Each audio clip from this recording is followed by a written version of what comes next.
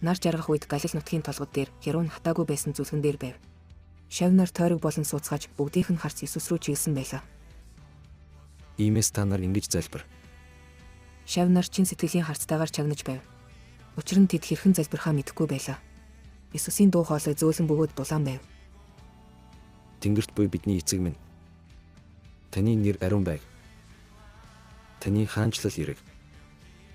Таны хүсэл тэнгэрт биелсэнчлэн газар дээрч биелэг.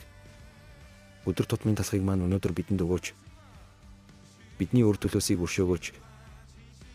Биднийг үр төлөөсөө өршөөсөнчлэн биднийг уруу таталтад оруулахгүй. Харин муухагаас авраач. Учир нь хаанчлал, хүч чадал ба алдар нь мөнхөд таних билээ.